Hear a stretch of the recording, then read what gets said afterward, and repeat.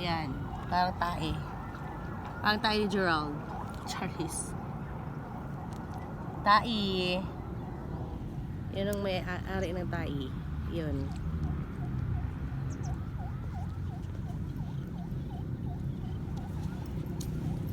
Yan at kito guys. Oh.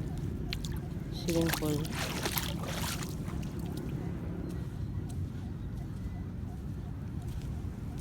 Katol man akong lobot guys. Okay.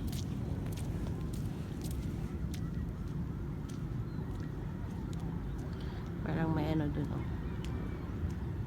Anong planta yan? Planta ba o factory?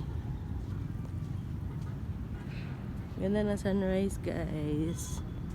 Walang init, legit. Hindi kagaya sa ano ba? Parang iba na yung sunrise. I don't know.